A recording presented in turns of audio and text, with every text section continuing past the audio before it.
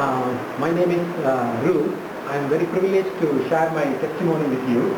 I was brought in a namesake Christian family, but our family doesn't have any Christian values. They didn't bring me up with the Christian values.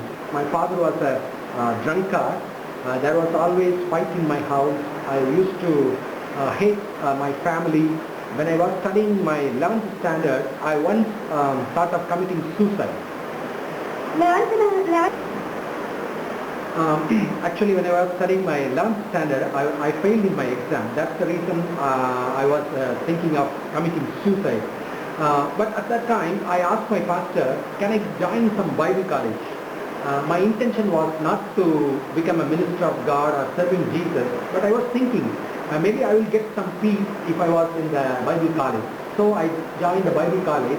But by God's grace, I came to a true salvation experience at that Bible college.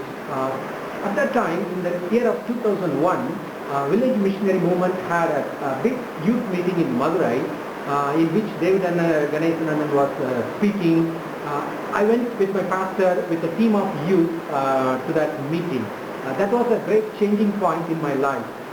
In that meeting there were many dramas, songs and many things. I don't remember anything now, but one thing I remember was that Brother David Ganesan was sharing his testimony, how he saw Jesus as weeping for the whole world. That message and witness broke my heart. I was so much overwhelmed that Jesus was weeping for the whole world.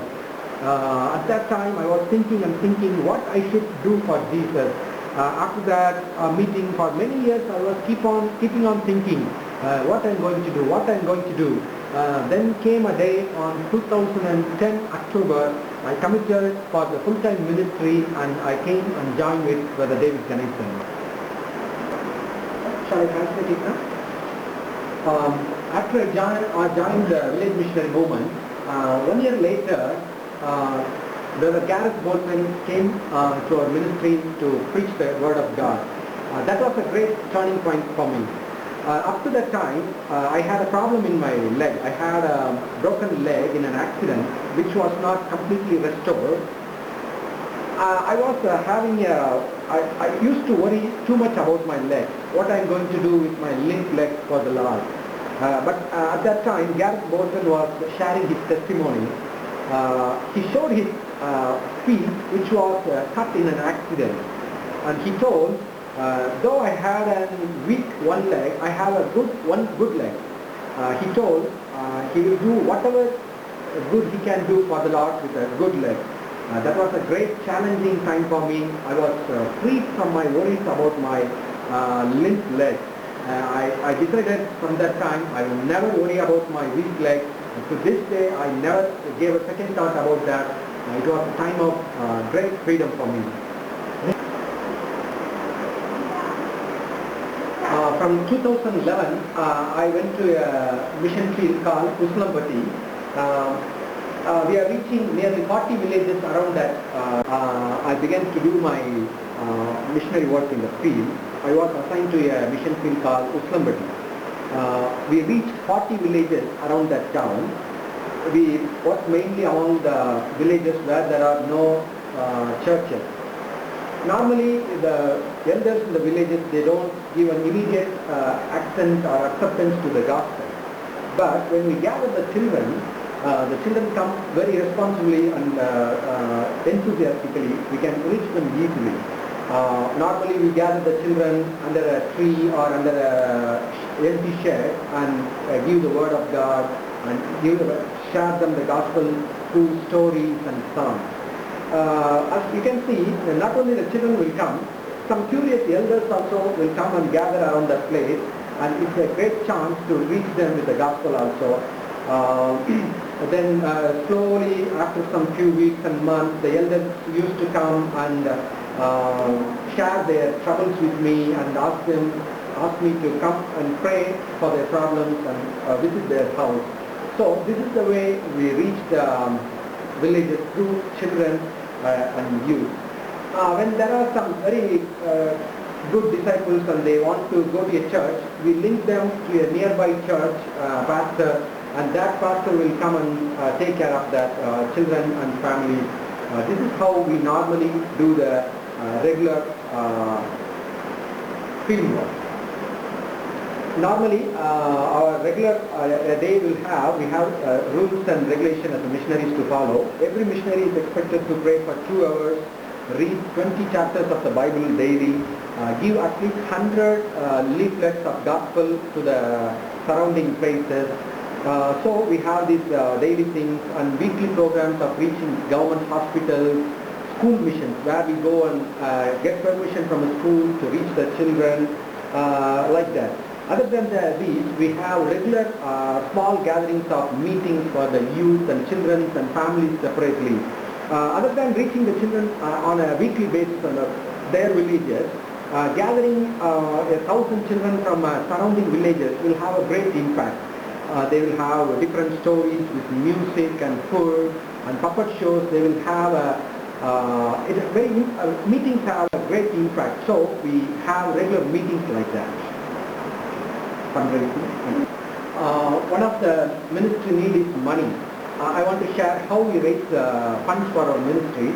Every new missionary in village missionary movement from the office they will give support for the first 3 months. Then they are expected to raise their own funds. This is a guidance, not a strict rule. What we learn from the Bible is that the worker is worthy of wages. If you do the evangelism and field work rightly, God will provide. That is the teaching we got. So we do not go after the money will come after us. That's the teaching we receive from the ministry. So when we go to the field work and ministry, some Christian families will see us and they are amazed at us. Oh, girls working in the so dry area. So they inquire about us. We share about the ministry. They promise a monthly contribution to the ministry, which we will go and gather every month. When we go to some schools and reach the school, some Christian teachers will be touched by our ministry and they promise a monthly amount they give to us. We get ministry offerings as low as 5 rupees, 10 rupees, 50 rupees. Someone will give a monthly support of 500. So this is the way we gather our monthly support. Because the leg is not cooperating with me. I had a great pain and I worried, whether I could do ministry in the future. I was so much worried and I was in the early morning, 4:30 I was praying. I could see in a vision, a clear vision, a word, a white color word came on the wall. It says, mighty man of valor, God is with you. The word which God spoke to Gideon. Please pray for our ministry. We have as missionaries lot of challenges in our ministry. Normally our missionaries go to villages by 2-wheelers like that. But because of my broken leg and I couldn't drive 2-wheelers. So I used to go by buses. In a normal day I will go to 3 villages by bus. On a Saturday I will reach at a minimum of 7 villages. A few months back, our brother David Ganesan asked all of our missionaries who can't ride a bicycle to learn one. So I tried to learn, but I had acute pain because the leg is not cooperating with me. I had a great pain and I worried, whether I could do ministry in the future. I was so much worried and I was in the early morning, 4:30 I was praying. I could see in a vision, a clear vision, a word, a white color word came on the wall. It says, mighty man of valor, God is with you. The word which God spoke to Gideon, that word was written on the wall. It was a great strengthening for me. It was a great wonder that God still trusted me to carry His word for me. So I was again challenged to do the ministry. Still I am continuing to do that. Actually yesterday Gareth Bolton was sharing that message from the Gideon's life. He was giving the same challenge. He told about his life, that he was a shy boy, he was a weak one in the class, with no great hope for his future, but how God was using him. That was a second confirmation from the Lord that He will use me further. So I was greatly strengthened by yesterday's meeting and the word of God from Gareth Bolton's mouth. Please continue to pray for our ministry.